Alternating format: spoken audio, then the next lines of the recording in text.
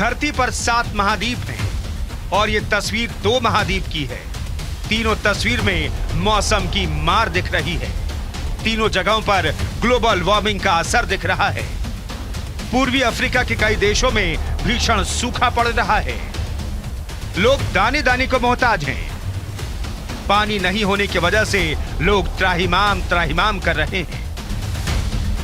Africa महाद्वीप में दक्षिण अफ्रीका में भी बुरा हाल है। यहां पर बाढ़ की वजह से हाहाकार मचा हुआ है। सैकड़ों लोगों की मौत हो चुकी है। और अब बात भारत और पाकिस्तान की। भीषण गर्मी से दोनों देश त्रस्त हैं। कुछ दिनों पहले पाकिस्तान का जकोबाबाद दुनिया का सबसे गर्म शहर में शुमार हुआ था। पाकिस्तान के साथ साथ भारत में भी भीषण गर्मी पड़ रही है। रिकॉर्ड पर रिकॉर्ड टूट रहा है।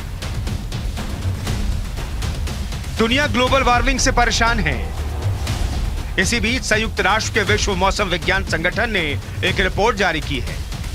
यह रिपोर्ट बताती है कि आने वाली पीढ़ियां हमारे काम का खामियाजा भुगतेंगी।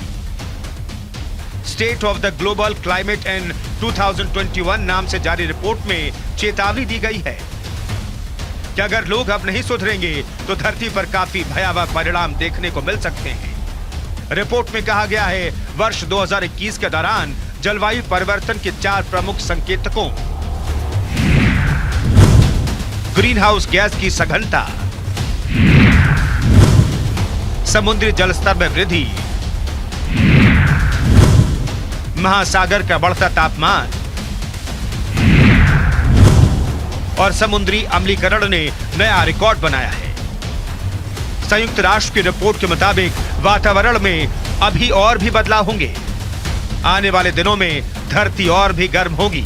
रिपोर्ट के मुताबिक ग्रीन हाउस गैस सघनता अब तक का सर्वाधिक स्तर पर है। ग्लोबल एनुअल एवरेज टेम्परेचर 2021 में 1.11 डिग्री अधिक आंका गया। महासागर की गर्मी रिकॉर्ड स्तर पर है।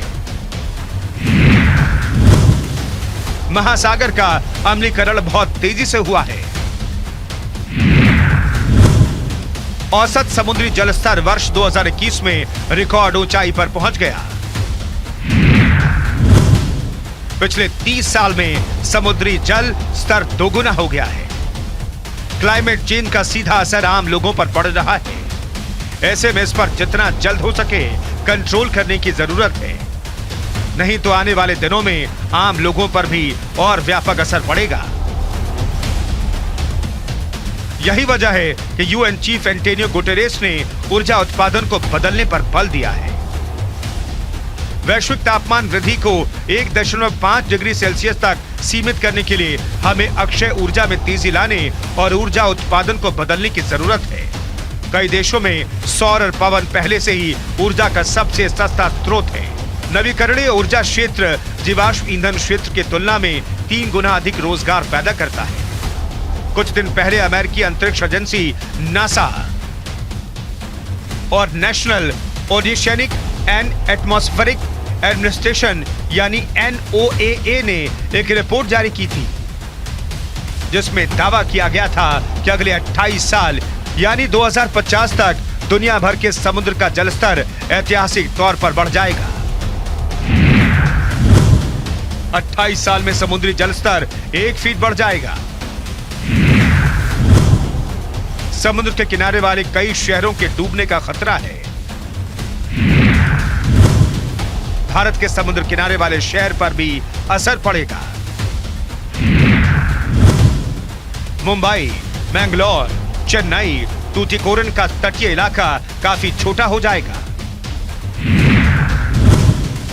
कांडला, भावनगर, पारादीप और कोच्चि के तटीय इलाकों पर भी असर पड़ेगा। दुनिया में क्लाइमेट चेंज हो रहा है। ग्लोबल वार्मिंग का असर दिख रहा है। इसे लेकर विश्व स्तर पर कई बार चर्चा भी हो चुकी है। प्रधानमंत्री नरेंद्र मोदी करीब 6 महीने पहले ग्लासगो गए थे, जहां उन्होंने जलवायु परिवर्तन को लेकर COP26 समिट में शामिल हुए थे। तब उन्होंने क्लाइमेट चेंज पर चिंता जाहिर करते हुए इसे रोकने की बात कही थी। भारत समेत अधिकतर विकासशील देशों के किसानों के लिए क्लाइमेट बड़ी चुनौती है। क्रॉपिंग पैटर्न में बदलाव आ रहा है। बेसमय बारिश और बाढ़ या लगातार आ रहे तूफानों से फसलें तबाह हो रही हैं।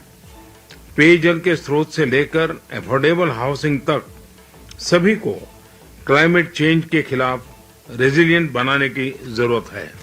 एडेप्टेशन के तरीके चाहे लोकल हो, कितने पिछड़े देशों को इनके लिए ग्लोबल सपोर्ट मिलना चाहिए। लोकल एडेप्टेशन के लिए ग्लोबल सपोर्ट की सोच के साथ ही भारत ने coalition for disaster resistant infrastructure CDRI की पहल की थी। मैं सभी देशों को इस इनिशिएटिव के साथ जुड़ने का अनुरोध करता हूं। भीषण गर्मी, पिघलते ग्लेशियर और बाढ़ से लेकर सूखा, सभी का असर साफ तौर पर दिख रहा है। अगर यही हालात रहा और लोग नहीं चेते तो इसका खामियाजा हम तो भुगत ही रहे हैं, अगली पीढ़ियां भी भुगतेंगी। ऐसे में जरूरत इस बात की है कि ग्लोबल वार्मिंग को लेकर दुनिया चेते और धरती को बचाने के लिए कठोर कदम उठाए।